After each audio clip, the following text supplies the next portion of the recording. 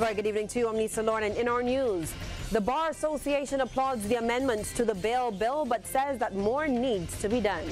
Plans are moving ahead to modernize government. The United States is helping Barbados to unlock its economic heritage potential. And in sports, the Cavaliers pull off one of the largest margins of victory in the 2019 BABA season. Broadcasting from our studios in the Pine St. Michael, this is CBC News Night, starting now.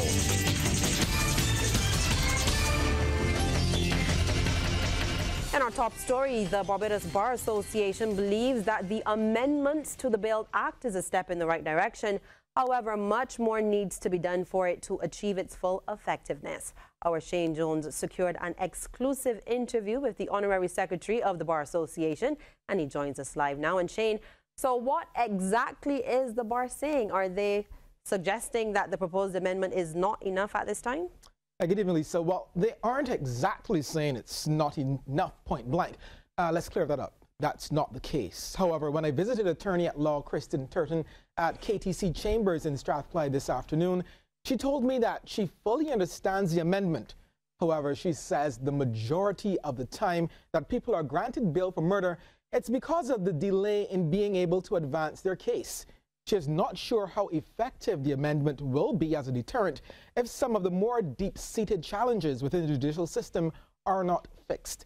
And as a criminal defense lawyer, she also shed some light into the thinking of some of the perpetrators. Take a look at part of that interview.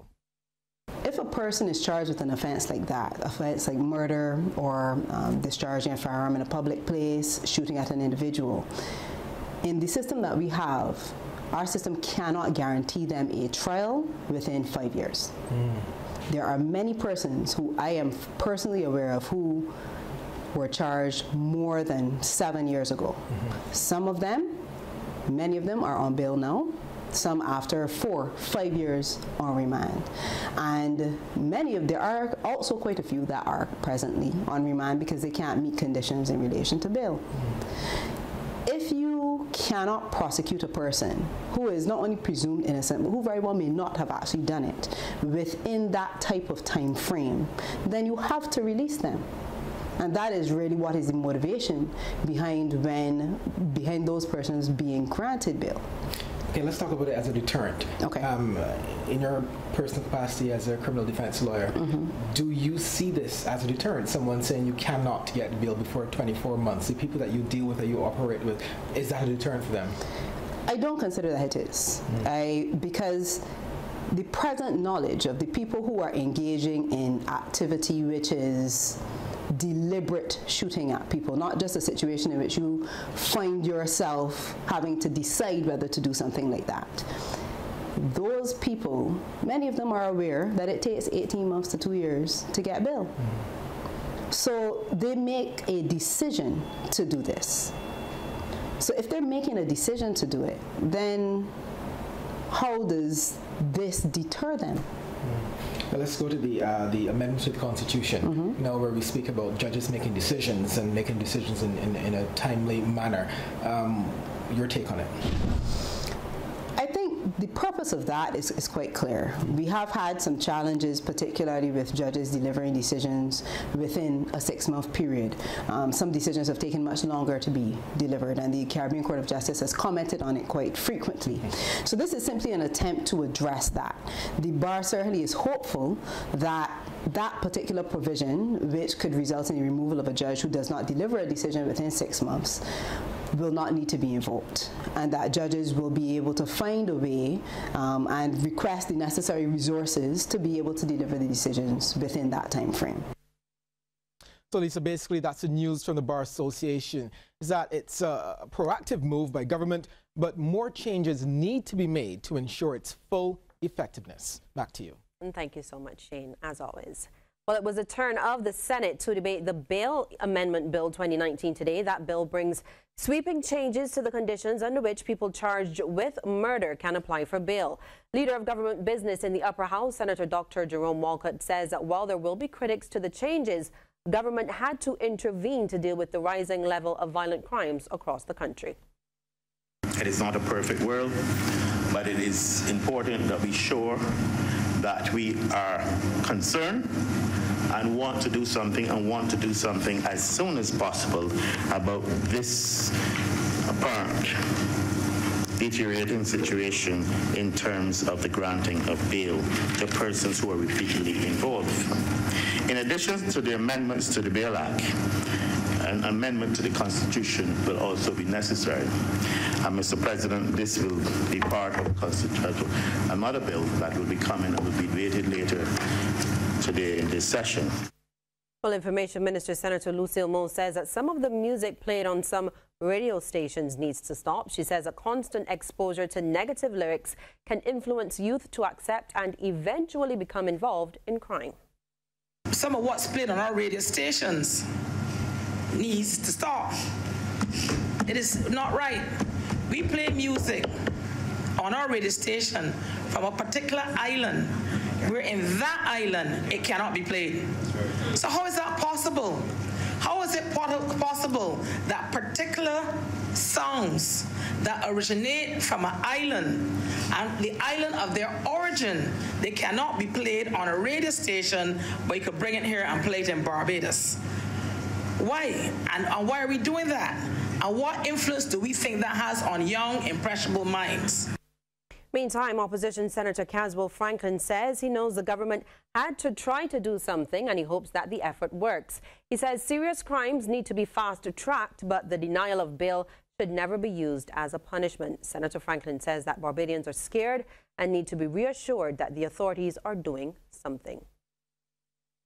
As a boy, our house had 2 keys. My father had one, my mother had one. And there were lots of us, you know. The boss had the key. So the door is left open till everybody come home. And if you lock the door, you know, but you can't get in. So now I would like to, in those days, we could go back to those days. I remember sitting down, laying on my bed and hear the door blow open because everybody forget to lock it. Because everybody, nobody ain't coming in, nobody ain't raping you, nobody ain't robbing you. No, we have gone past that. No, everybody has a key. Because of the fear, and it is getting worse now. People are brazen. People walk up to you in public and shoot you, and with witnesses. One time you just lay low and shoot a fella from the bushes or something, so and hope body don't find you out. People don't care now. Well, a government senator has suggested that too much publicity is given to those who commit serious crimes. Senator Lisa Cummins says, as a result, the victims of these crimes are often forgotten. Through our court pages, through the sharing of compulsive WhatsApp messages, through our social media statuses, we have given celebrity status to these perpetrators, and it must come to an end, Mr. President. We must not say their names unless it is in a court, Mr. President, because if it is that you have come to terrorize an entire community, Mr. President, we have to give voice to the victims. Normalcy should be returned as the Barbadian way of life. Minister of Youth and Community Empowerment Adrian Ford told Parliament criminal activity is causing panic and fear amongst Barbadians. He cited that shooting at Sheraton Centre as an example, noting it also left the blind community distraught. He says the Attorney General has brought an action plan to address the matter. So I want to congratulate the Attorney General because measures had to be put in place. Things had to be done to handcuff, certainly, wrestle the scourge of violence and lock it behind bars. And the same way, Mr. Speaker, that we are saying as a government and the Prime Minister, the right honourable member for St. Michael North East Side, not both here. It is not happening both here because we as a government, we have a responsibility to the citizens of this country. And our responsibility as legislators speaks to ensuring that Barbadians have a confidence and a level of confidence in being able to live a normal life. On a different matter now, government is still trying to deal with the issue of arrears at state-owned enterprises. This is according to Minister in the Ministry of Finance, Ryan Strawn. In delivering a ministerial statement from the floor of Parliament last night, Mr. Strawn said that the issue of arrears at SOEs has plagued the country for many years. He said that while some are complying with the measures put in place, their information suggests that a few issues still exist at some entities. The government, in its attempt to address this issue, has instituted a number of measures to clear a significant proportion of the arrears held by the state-owned enterprises. Initiatives that were introduced include the arrears of the 5 major state-owned enterprises suppliers as part of government's debt restructuring program, writing off intergovernmental transactions occurring between state-owned enterprises and other public sector bodies, and the government offering discounted settlements to suppliers for arrears occurring prior to September 30th, 2018. For the latter measure, state-owned enterprises were instructed that the arrears were not to be liquidated by them and the balances were to remain constant until the government settles the amount. The state-owned enterprises were also instructed that they should no longer be accumulating arrears from the aforementioned date. And Mr. Strawn says that there were 5 top profit earners within the SOE grouping, and among them is the Caribbean Broadcasting Corporation. Barbados National Oil Company Limited and Barbados National Terminal Companies Limited Consolidated, Caribbean Broadcasting Corporation, Barbados Agriculture Management Company Limited, National Petroleum Corporation, and the Queen Elizabeth Hospital, which reported profits totaling $77.17 million, $44.12 million, $34.69 million, $19.18 million, and $14.03 million, respectively. However, without including government grants and the write-off, only 2 of these 5 state-owned enterprises would have recorded their profit, namely the Barbados National Oil Company Limited, $2.14 million, and the BAMC, sir, $1.13 million. Now, there were, however, some significant loss makers, namely the Barbados Tourism Marketing Inc., the Transport Board, and the Caribbean Aircraft Handling Company Limited. Combined, they reported net losses of almost $20 million. Well, police are confirming that the fetus found earlier this morning in Colomar Rock, St. Michael by sanitation workers was that of a monkey and not a human. Word of this from Police Public Relations Officer Acting Inspector Rodney Innes. His comments came after word of the grim discovery quickly spread across the country, with many people thinking that the fetus was human.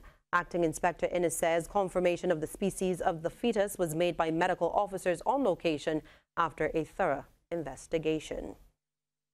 Well, members of the National Union of Public Workers will soon know who will form their new executive committee. And voting took place at 17 polling stations across the island today, starting from 6 this morning. Those running for president are Joyanne Innes from the Ministry of Education, Fabian Jones from the Welfare Department, Beryl Scott from the Barbados Community College, and while the current president, Akani McDowell, is hoping to retain his position. And CBC News will update you as soon as those results come in. A former candidate in the last general elections has appeared in court charged with criminal damage. 39-year-old Natalie Nicole Herwood, who canvassed for the city of Bridgetown, has been released on bail, and she appeared in the Whole Town Magistrates Court this morning. Herwood of Golden Rock, The Pine, St. Michael, pleaded not guilty to damaging a window, a door, a camera, and a lock belonging to Sophia Bailey on February 28th, and she returns to court on September 24th this year. What's Trending is brought to you by Trident Insurance. We treat you like family. And we say good evening now to Sharika, who is in our social media corner. Good evening, Sharika. Good evening, Lisa. And it's time to take another look at what's trending. Now, sometimes when you least expect it, you find yourself in a situation you really didn't anticipate. Take a look at this footage of an accident at a junction along Lower Grays in Christchurch yesterday. The driver has come to a full stop and is waiting for her chance to continue through the intersection when the unthinkable happens. Luckily, she was only slightly injured. She shared the footage with us, and it has also been making the rounds on social media. Many viewers are shocked at the way the accident played out. Some posted that they are in favor of dash cams like Jacqueline Maynard, who thinks all drivers in Barbados should have them. And Camille Hutchinson thinks maybe it's time insurance companies make them mandatory for certain classes of motor insurance, or at least offer discounts to those drivers who have them installed. But we're not sure of the circumstances of that caused that accident But over in Ohio, police got a very surprising reason for this woman's dangerous driving. Take a look.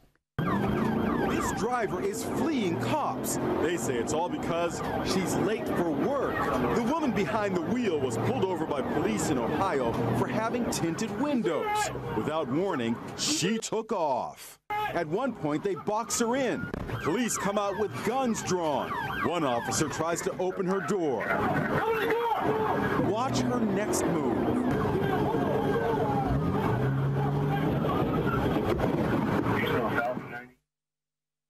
Wow. Now, police were eventually able to stop the 23-year-old woman after ramming the vehicle numerous times. This video was shared over 200,000 times, with many people commenting on how much the woman must love her job. I have to agree. Well, listen to this story. After being released from prison in 2006, U.S. Marshals showed up at Demetrius Anderson's door, insisting that he come with them to court. The reason? A clerical error meant he had been released 16 months too early. Luckily, it seems Anderson will not have to go back to prison over a decade later, as he has reached a verbal agreement with prosecutors. He spoke about the development. I'm feeling grateful, overjoyed, totally overjoyed, and I'm just feeling like my faith. Yeah. You seem cautious, though. I am, because I'm cautious only for the fact that I need to see it in writing, because I seen my release papers in writing in 2006 and came home, so I would need to see that in writing so I could feel 100%. And that's understandable. Well, if you're a basketball fan or just a proud Barbadian, if you can, check out the Brooklyn Nets game tonight, because 6 of our local dancers will be appearing with the Brooklyn Nets, the official dance team of the Nets. The dancers were chosen after a competitive audition process back in January. Footage of that trial and more has been shared by the Brooklyn Nets on their IG page, and we'll certainly be cheering on those talented dancers from here. Well, that's all the time we have for What's Trending this evening. And of course, you can find us easily on Facebook, Instagram, and by email. Lisa, can you believe I missed the cut by this much? You could have been watching me in my Brooklyn Nets uniform tonight. I've seen you dance, Sharika. We know that's not they true. weren't ready for these moves. No, you can't dance. Well, Barbados is getting help from the United States in developing the economic potential of its cultural heritage. In this regard, the permanent mission of the Organization of American States has funded a project titled Enhancing the Framework for the Development of a Heritage Economy in the Caribbean. The country is being assisted with the documentation of its heritage through the Barbados National Registry on Historic Places. Technical Project Manager Cultural Heritage Celia Toppin told a training workshop there are many untold stories of the Caribbean. The reality is that we were never made to feel proud of it. As a matter of fact, it was quite the opposite. And we were never encouraged to embrace our heritage, embrace our culture, and be proud. And so that is the aim of the project, to develop our heritage in such a way that it can create jobs, that it can bring in foreign exchange. We want to enhance our tourism product so that we're better able to show the world what our heritage is. And the Ministry of Innovation, Science and Smart Technology is partnering with the Ministry of Creative Economy, Culture and Sports on the program. The initiative has been welcomed by Minister Senator Kay McConney. The digitization of Barbados's heritage is an important part of government's plan to document important aspects of who we are. Certainly, history, heritage, culture, and identity are all 4 parts of the same. And I think that if we as a people are to step out into this world and represent ourselves with the kind of strength and with the kind of cultural confidence that it requires for us as a Caribbean people, as a Barbadian people to do so, that we need, in fact, to know where we stand. That comes from research, that comes from documentation, that comes from, in this age, digitization, so that we can not only know it for ourselves, but we can share it with the world. Well, taking care of one's health is always a topical issue, and World Health Day will be celebrated this Friday. A human chain link has been planned for the historic Garrison Savannah. And here to talk about that event and all things health related is the Advisor for Health Systems and Services at the Pan American Health Organization, or PAHO, Dr. Rufus Ewing. Good evening, Dr. Ewing. Good evening, Lisa. Pleasure to be here. And thank you for joining us. Tell us about this chain link on Friday. Well, this chain link is, we'll be celebrating World Health Day on the 7th of April, like it is celebrated every year to commemorate the beginning of the World Health Organization, first meeting in 1948. This year, the theme for World Health Day is Universal Health, Everyone, Everywhere. So the Ministry of Health is partnering, Ministry of Health and Wellness is partnering with the Pan American Health Organization in forming this chain link in solidarity for universal health. And what does it mean is that we need to ensure that everyone, everywhere, have a right to health, but not only a right to health, right to quality health care, where they need it, in their communities, and without any form of discrimination. So we will be joined by the Minister of Health as well as the PWR for PAHO, WHO, at the Garrison Savannah with other dignitaries to form this human chain in solidarity for health. And this will be done across the Caribbean, across the world on World Health Day 2019. On that comment about access to health care, how pleased is PAHO with access to health care, not only here in Barbados, but across the region? Well, PAHO is doing some great work with the various countries within the region. There are challenges, but ministers and ministers of health in the region are stepping up to the plate in seeing the value of universal health, and they are moving forward in trying to improve access to health throughout the Caribbean. Barbados in particular, I must say that the Ministry of Health is also opening the polyclinics to 24 hours. They're expanding the emergency room, improving access, decrease waiting times, as well as putting in place a wellness task force to focus on wellness as opposed to disease. And this is great to improving access to health and ensure that everyone, everywhere in communities get health as a right. Any concerns regarding any health issues in Barbados at this time? Well, there are always concerns, but those concerns are to be addressed, and I think they're being addressed at every level. It takes a whole of society approach. It's not just a Ministry of Health responsibility, but it's a whole of society approach. And the Pan American Health Organization is here to support the Ministry of Health and Wellness in achieving and overcoming all of these health challenges. And I thank you so much for joining us to tell us about the human chain link that will take place to mark World Health Day this Friday at the Garrison Savannah.